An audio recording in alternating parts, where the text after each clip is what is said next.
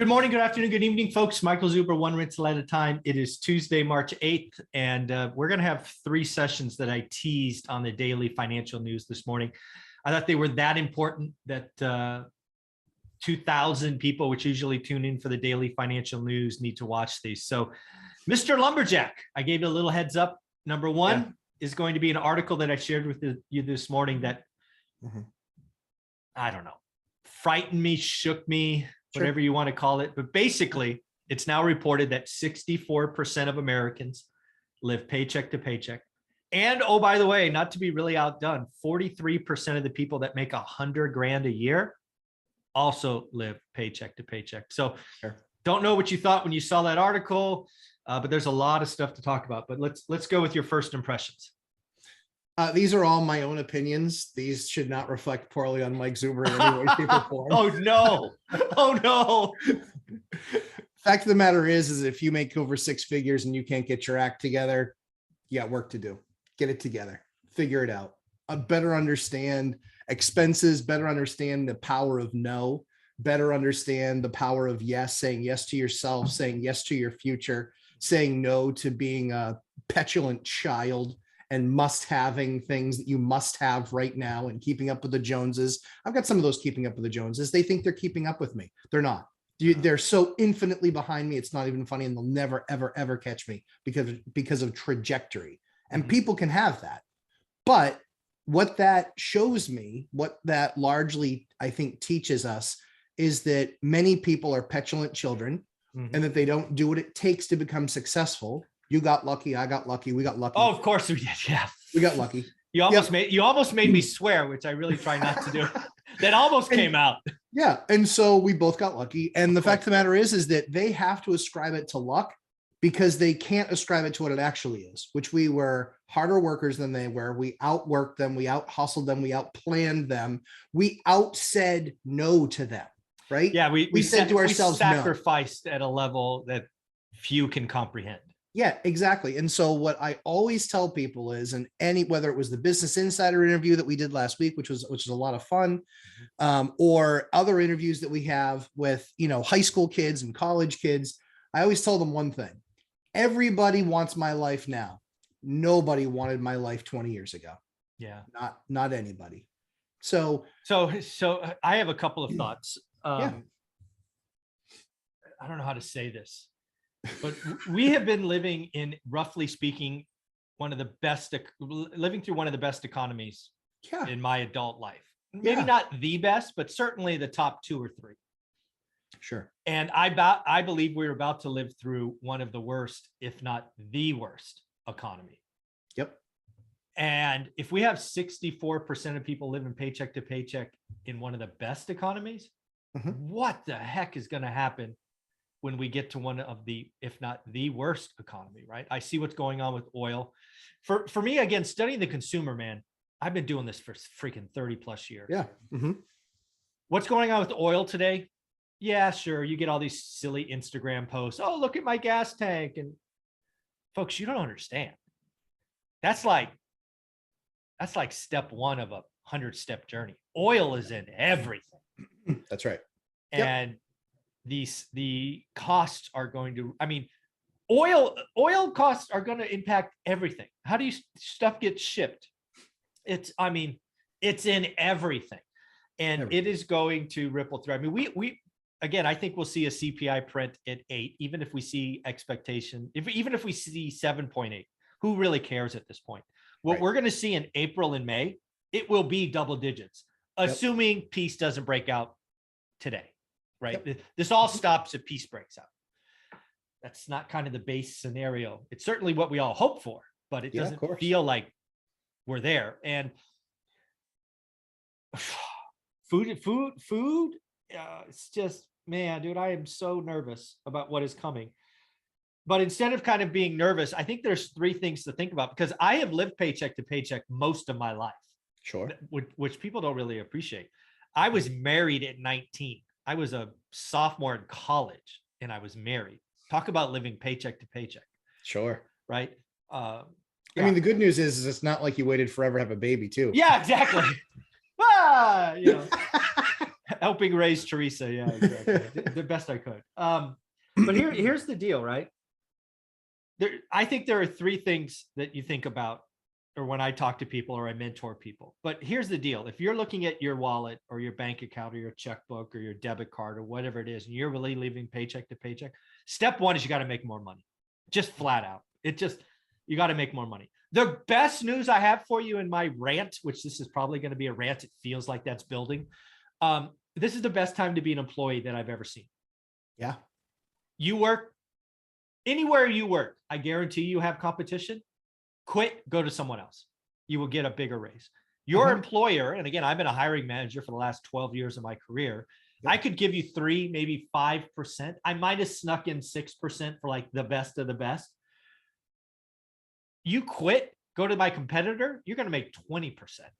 At least. So, step one, suck it up. I know your friends are over there, and I know you like the coffee treats that they get you, and stop being soft. It is about adding more money to your checkbook. So my first answer is quit and get a new job. Second, I, being married at 19, didn't have a lot of hope. So I had 2 jobs. I got 2 jobs as a college student taking full-time classes. It took me 5 years to graduate. I worked full-time. I went to a junior college first and Santa Clara University second. And I had 2 jobs. I literally went to school at 7:30, which was the earliest class available. I was out by 11:30, and I was working 12 to 9 or 12:30 to 9. And then I would work weekends somewhere else. Get another job. If that is really where you're at, the first job is income. Now, there's 2 more steps, but instead of ranting more, I'll stop there for a minute and see what you think about that. Yeah, I had multiple jobs for a long time. Exactly, right? 2, only 2? Only 2, like, yes. I mean, come on, like it is what it is. It's like, you show me somebody today that, isn't where they want to be, and I'll show you it's because they're not executing on a good plan. Yeah. And you see it all the time with 20 somethings. I mean, we house a lot of 20 somethings. If you can't put together your $500 share of that $2,500 rent, you have bigger issues. Yeah. You have bigger issues. You should probably not have a minute of your own of you time. Yeah. You should probably have nothing but it should be sleep. Time. Yeah. The only thing you should get is sleep. Right. Yep. I work and I sleep. Yep. That's what I did. Did it for 20 years. That's where you're at. And again, what people don't realize is I graduated with a 4-year degree, get my big accounting job making like, I don't know what it was, 27 grand a year or whatever it was back in the day. I still worked weekends. I worked 7 days a week for 10 years. Yep. Is that all? Yeah, it's certainly 9. I mean, the only day I had off was like Christmas and Thanksgiving because both places I worked were shut down. Correct. Right. Exactly. It's not like I didn't want to work. It's not, I couldn't work. Right. At least where I was at. Here's another thing. You've taught me this. Not only all of those things are true, but that's old guy speak. That's a 70s kid speak. Yep. If you're, 20 something or a teenager or even in your early 30s today, take whatever you are passionate about and go create a side hustle. It is not that hard to create side hustles that produce hundreds, if not a couple of $1,000s a month. Yep. I don't even know what the hell I'm doing. And I've created 4 side hustles, now 5, that produce $1,000 a month. I don't even have any idea what I'm doing. And I did that. So go create a side hustle. I mean, I don't care what your passion or hobby is. Is it trading cards? Is it Pokemon? Is it Ford Mustangs? Is it peanut butter and jelly sandwiches? I don't care. Go do something productive and create a side hustle. So step number 1, if you're living paycheck to paycheck, is get more income. Quit your job, go to a competitor, get a second job, get a side hustle. All right. So that's income. Number 2 is you better look at your damn expenses. That was eye-opening to me. I've talked about it many times. Olivia and I, we're living paycheck to paycheck. I was 30, 31. And we started ratcheting down our expenses and made very hard choices. And again, lived a lifestyle that most people wouldn't want. And we got down to 50%. Most of that time we were at, 65, 70%. But I promise you, if you really got aggressive, you could whack some expenses. Of course you can. You could house hack. You could have roommates. You could get on, dude, you're living paycheck to paycheck. be uncomfortable, Mhm. right? Go do something, right? Let's But talk about cutting expenses. what it's supposed to spur is it's supposed to spur somebody making a change because they want a different result. Yeah. You know, like I see kids all the time in their 20s and they're partying and, you know, still Friday, Saturdays and recovering Sundays. And I'm like, yeah, you can have that lifestyle and you're signing yourself up for mediocrity. It's going to be the story in your early 30s is going to be the story of the last lost decade. Hope it was worth it. And that's why, you know, for me, I mean, I'm only 44. And so I was working my butt off in the late 90s, 2000, early 2000s, watching other friends go out and party and hang out and take ski trips and all this other stuff. And my reward for, you know, for working my butt off was if I was good enough and I made President's Club and I got a free trip. Yeah. That was my travel for the year. That's what I got. I got 4 nights and 5 days because that's what the tax code allows. Exactly. And so if you want it, you can go get it. And yeah, I mean, if you want to just describe us to being two old guys that we just don't get it and we just don't get 20 somethings now, I've got tons of 20 somethings that are tenants. Yeah. And I know some of them are going to be tenants for the next 15 years. And I know others are going to absolutely own their house in the next 3 to 5 years. Yeah. And the difference between the two is one of them doesn't make a lot more money than the next. It is that they have the power and they own it and they say, I'm going to say no to this because I don't need it right now. I'll continue to drive an S box that my friends make fun of, a hoopty, you know, whatever. I mean, I can afford any car I want. I still drive a 2008 Pontiac Grand Prix with 104,000 miles on it. I love that. I love The way that. it goes. And you know what? Whatever, fine. That's the car that I pack. It's safe. I pack my kids in there and we go and we look at properties and things like that. And I'll get the Lambo, but I'm going to get it when everybody else has to sell it. Me and T Baldwin. Yeah, exactly. You know, yeah. Me and Todd, we're going to sit there and we're going to wait until those things are half price. And then we're going to go buy exactly what we want. We're going to get it for half price. Yeah, exactly. So yeah, I just implore people, you know, it's important that they do the work. It's important that they're doing the real estate side of things, but the financial understanding, just, it has to be there and you have to be willing to sacrifice at some time. And you're sacrificing right now, being able to be truly financially free in your 40s, 50s, and 60s. That's what such a crime is. I mean, a lot of 20 somethings are still doing nothing but just racking up more debt. Yeah, it's just not good.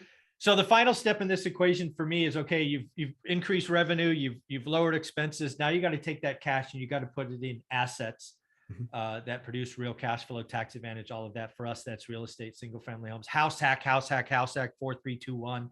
All the strategies that you talk about, Todd Baldwin, Spencer Cornelia, all these people that should be celebrated, right? I think Spencer Cornelia and Todd Baldwin need to be celebrated more than Meet Kevin and Graham Stephan. Why do I say that? Both of those guys did what was uncomfortable. They actually bought houses on purpose to live in roommates. They got on the property ladder early. They've seen the appreciation. Todd Baldwin, his first deal, 19 grand, turned into several hundred grand because he was willing to live with roommates. You know, if you're going to go get 3 million followers on YouTube and then talk about a coffee company and this, that, the other, that's not going to be most people. Most people can house hack. Most people can have roommates. And I wish Todd Baldwin and Spencer Cornelia, who both have been on the show, you know, would grow. And then you with 4321 needs to be a bigger channel. Dion. I mean, it's just, you got to buy assets. And I mean, Grant Cardone, I talked about Grant Cardone on the Daily Financial News. He's a billionaire now. What did he do? He busted his butt. He saved money. He invests in assets. And then once the assets produce income, he goes and buys toys. And who wouldn't want to have his life now? But I promise you, I had no interest in his life when he was doing millions of miles a year on airplanes. Talk about shoot me now. Oh, man, God, can you imagine? Whoa. I mean, well, and the crazy thing is, right, is that many miles a year to go and pitch car guys. I was a car guy. Yeah. And that is a hard lifestyle. That is a hard life, especially in the Northeast or north of the middle of the country, where you have to move 300 cars on a lot and then clear the snow and then move them all back so everyone can see them and jump in and take any car for a test drive. So yeah, it's hard. But you know what? I mean, that's why that's why the wealth gap continues to divide. Is it's not an income gap. It's an asset gap. It's an asset gap. That's yeah. the issue. It's an asset gap. And so, yeah, the last few years have been very kind to me on my balance sheet, and that's nice. But I like the cash flow. The cash flow is far more addictive than the, oh, look at my PFS number. I care far more about the cash flow and growing that. Yeah. And yeah, I think people had better get their acts together, because the funding and the free money and think about this, Mike. If the country were on a better track, we could have $2.40 gas, $2.20 gas. Yeah, it's about to be $5. It's already $4.79 where I am. Yeah, the national average this morning. So yesterday, the national average was $4.01. It's $4.14. 24 hours later, it's not on a good trajectory. No, and the problem is that New Hampshire, the highest we ever got was 407, and so now we've broken our all-time record. Like, it's not good. We're about to be. I think I don't drive a lot, so I filled up a week or two ago. I think it was 549. I drove by the gas station earlier. It's 579 now, and I'm sure it'll be higher today. It's going to be in the sixes by. Dude, it could be in the sevens. Yep. Yeah. So, folks, again, this article scared me. 64% of us, and what really scared me, that 43% of you making $100,000 a year living paycheck to paycheck. Yeah. I got news for you. These last 2 or 3 years really haven't been that bad. They've actually been in the top 2 or 3 economies that I have seen. It's about to be ugly, and I fear it might be the worst. And I lived through the Great Recession. I lived through the dot-com crash. I was 90 days away from being uber rich, but unfortunately we filed 9/11, had to cut the company in half, got sold for parts. Oh, it was bad. Right. So it was. I've seen some very bad economies. I'm afraid what comes in the next 12 to 18 to 24 months might be the worst I've ever seen. So, as you have said before, buckle up, Buttercup. It's about to get bad. So, yeah. And any closing thoughts on this? And then how can people find you? I'm still buying real estate, Mike. Yeah, me too. I plan to buy a lot of it, frankly. Yep. I'm still buying real estate, because at the end of the day, a lot of people are starting to get ready to run out. And the fact of the matter is that you don't let the fundamentals are still there. It's still 30-year fixed rate debt. And that's going to do nothing but go up, I believe, in the next few years. So, but yeah, you can find me on Lumberjack Landlord on YouTube, and you can find me Lumberjack Landlord on Instagram. Folks, the next 2 episodes are going to be must watch. We're going to talk about what has to happen to see real estate blow up and go 20% higher. And then we will do the other way, blow up, go 20% lower. All of you keep asking and leaving comments. So we're going to just talk about it. Thanks, buddy. Thanks, Mike.